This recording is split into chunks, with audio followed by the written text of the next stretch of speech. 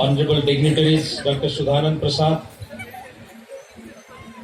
Sri Pratap Chandra Das, Pratritik, Sri Ajay Kumar Patra, Sapratritik, Sri Diti Sundar Bhattacharya, Sapratritik,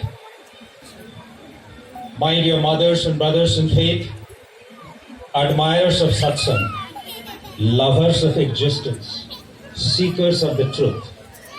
This is such a beautiful occasion, an electrifying moment. People from far and wide, from different parts of Bangalore city, and devotees of Yuga Purushottam, Parama Premamay Sri Thakur Anukul Chandra, from different parts of India have assembled here to celebrate divinity, to celebrate bliss, to celebrate happiness, to celebrate the spirit of being one with that personality with whom the whole universe has become one. Before me, Dr. Sudhanand Prasad was speaking, an eminent scientist of today's times, and I have known and met many scientists who say we do not believe in God. We believe in logic, we believe in practical aspects of life, we do not believe an entity, an existence, a personality called God. Dr. Sudhanand Prasad is very different. He not only believes in God, he is an intense believer and practitioner of the ideology of his living ideal, Sri Sri Thakur Anukul Chandra.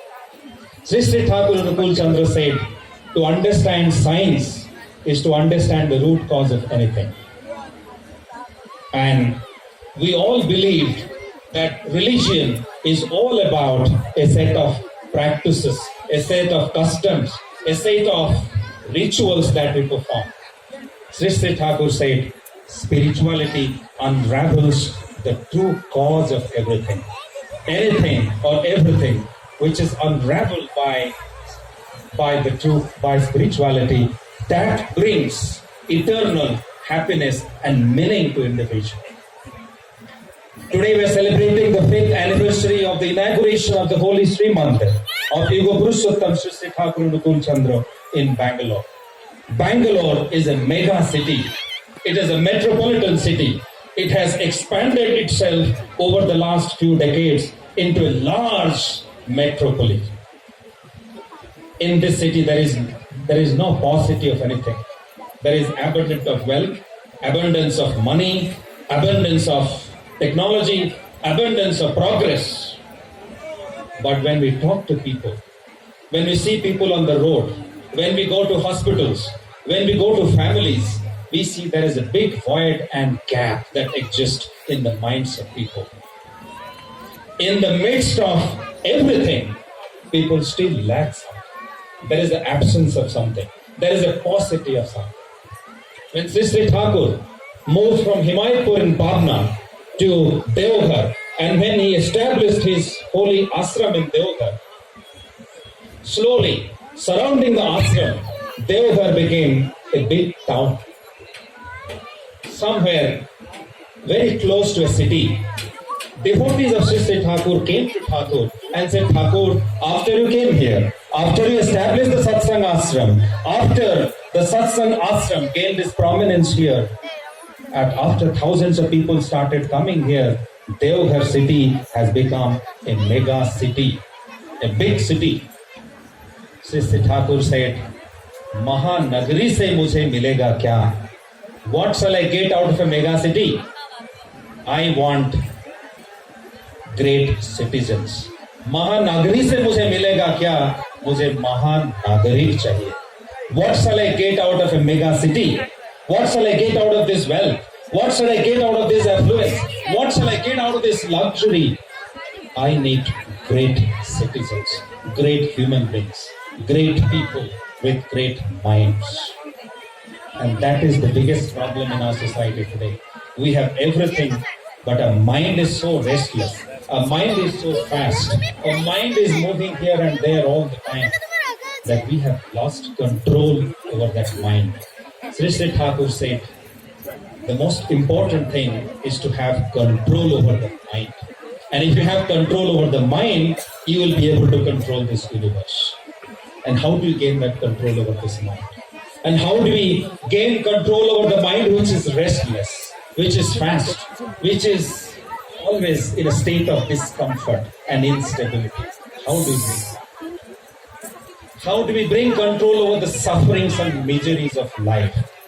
Sri Sri Thakur said, if you understand the root cause of our misery, if you understand the root cause of our suffering, then we'll be able to gain control over our misery and suffering. And Sri Sri Thakur said, as Dr. Prasad was saying, the root cause of all our miseries and suffering is our attachment towards materialism, is our attachment towards complexes, it's our attachment towards passions that we have. And it's a very simple example. All of us have a choice to attach ourselves with a living ideal and make our life concentric, or decide to detach ourselves from the living ideal and make our life eccentric. So we have two choices. Either we become concentric to the living ideal, or we become eccentric. There is no third option, unfortunately. We have a choice to become a street dog, or we have a choice to become a pet dog. A street dog roams around, doesn't have a master. A pet dog has a master. And we know who has a better life, who has a better living. A street dog roams around in search of food. He goes to somebody's house, tries to put his mouth inside the food. The master, the house owner, keeps running with a stick in his hand, starts beating the street dog. But the pet dog doesn't have to go through this challenge, because the pet dog has a master. He serves his master, is aligned to his master, is attached to his master. So his life is concentric, not eccentric. So similarly, my dear brothers and mothers in faith, my dear friends, we need to have a master in our life with whom we are aligned, so that our life becomes concentric. The very simple example is a center in the middle of the circle. Without the center, we cannot draw a circle. Similarly, without the center in our life, without a love center in our life, we cannot make our life balanced. We cannot make our life meaningful. We cannot make our life fulfilling. So my dear friends, we need that love center, that living ideal in our life. And that love center for millions of people in this world is Param Premamay Sri Sri Thakur. So when we go out and talk about the divinity of Sri Sri Thakur, the profoundness and the depth of Sri Sri Thakur's personality and ideology, people ask, why do you worship a man?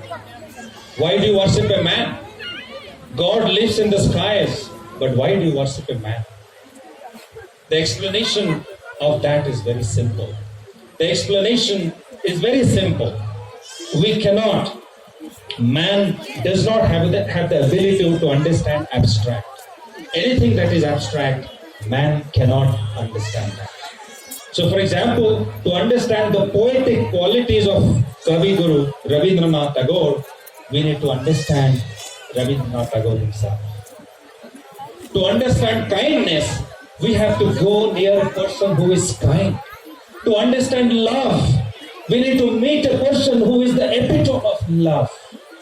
To understand compassion, we need to be with a person who demonstrates compassion day in and day out, my dear friends.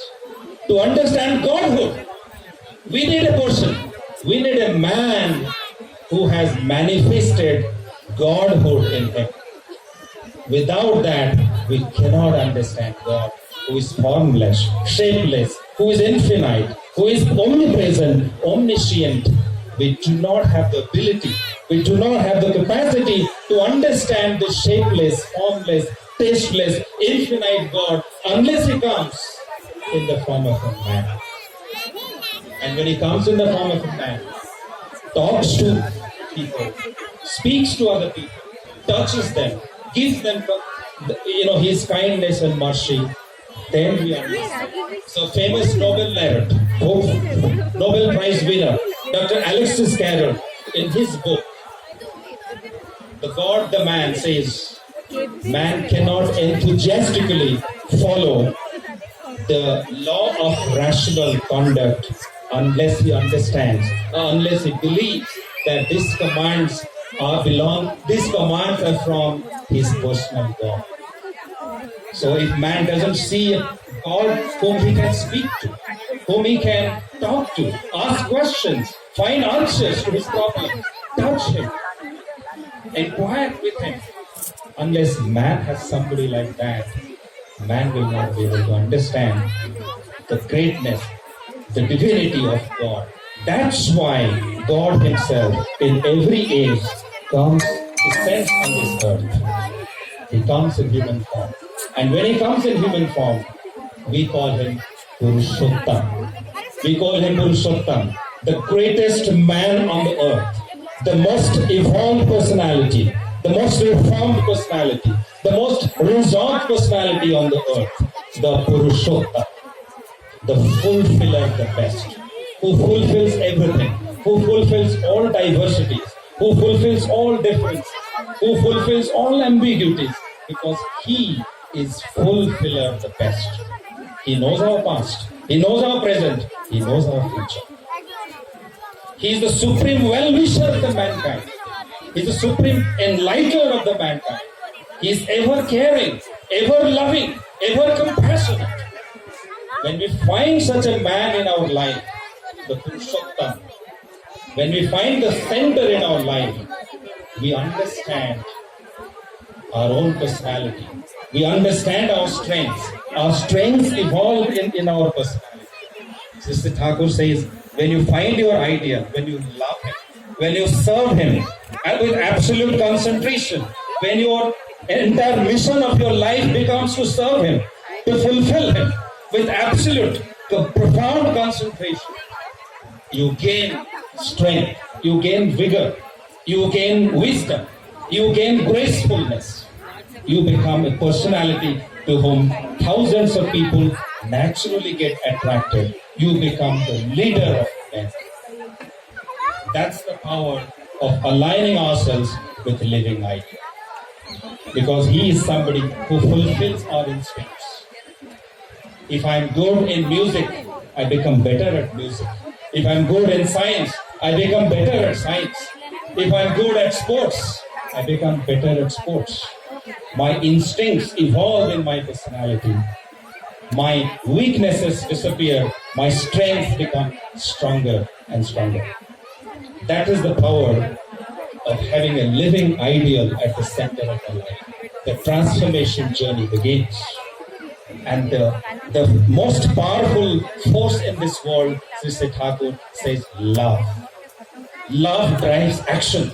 So when you love your living ideal, that drives your action for him, your service for him, because love is the most powerful emotion in this world.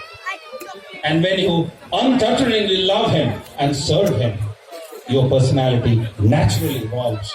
And not only you love him, you love everybody, because you see everybody encompassed in him and in his personality. So when such living ideas come, they come as the epitome of love.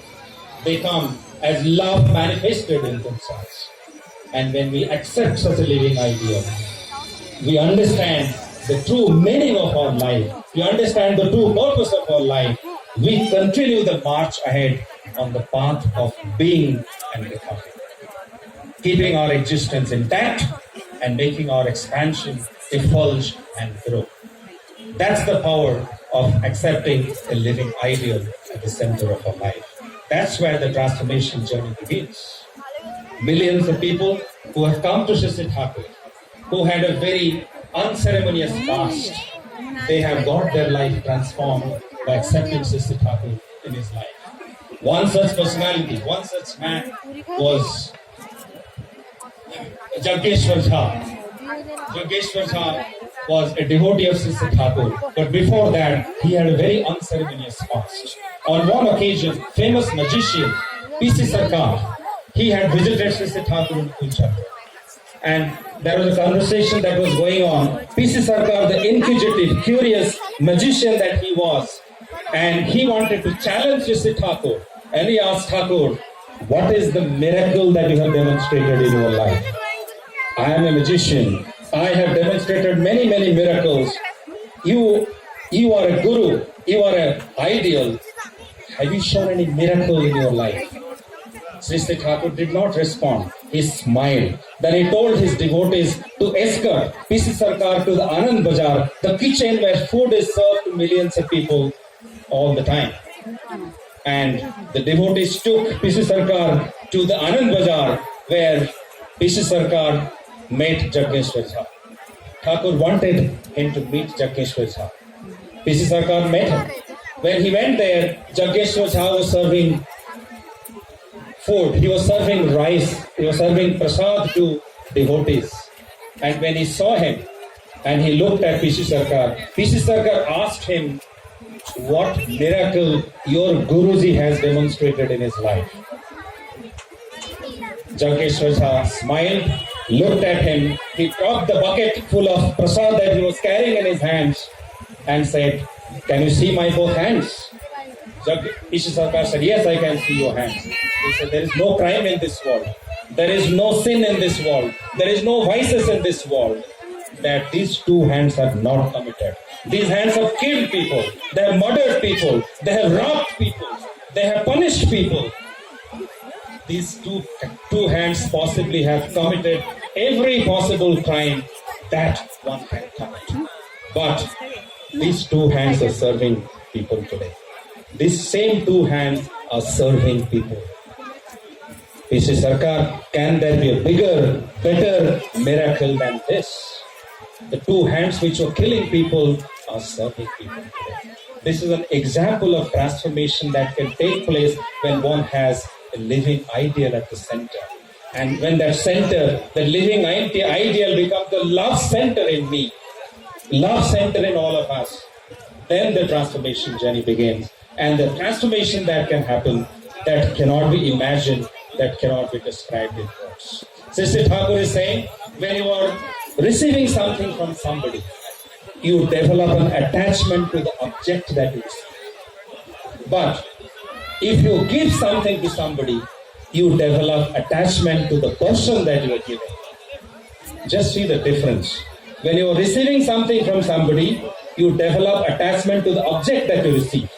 But you are giving something to somebody, you develop attachment to the person that you are giving. Can there be a better formula than this? All along we have been told the person who gives is the loser, the person who receives is the winner. He is the gainer. But Sri Thakur is saying that when you give something to someone, you develop love for that person. So if you come to me, if you're from Delhi, and if you bring Delhi ka laddu to me every time you visit me in Bangalore, but one time if you don't bring it, then I'll feel very sad. I'll be very angry and upset. But because I have developed an attachment to the laddus, not you. But if I have planted a sapling and I water it every day, I nourish it every day, I nurture it every day, but if one day if a cow comes and eats part of the plant, I will feel sad. I'll feel extremely sad. It's because I'm giving something to this plant every day. This is Sri Thakur Chakra's formula.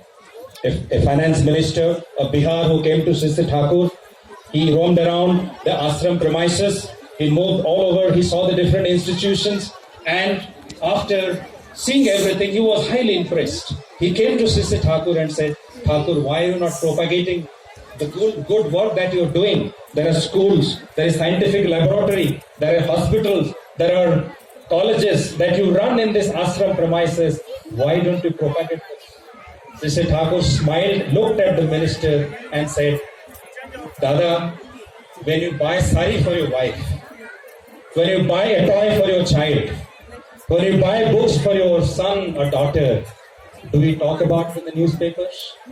Do we publicize this in television? The minister said, Thakur, what are you saying? I do something for my own people, for my family members. Why should I publicize this in newspaper and television? Thakur said, all these people that you see, everything that I am doing is for my own people. Everybody is my own. There is nobody who is not my own. So if I do something for my own people, should I publicize that in newspaper? Should I publicize that in television? The minister asked Thakur, how do you run so many institutions? How do you run so many activities in this ashram? What is your income? What is your expenditure? Sri Thakur said, man is my income, love is my expenditure. Man is my income, love is my expenditure. The finance minister did not understand, because finance minister runs the budgets for the state. He only understands the revenue and expenditure.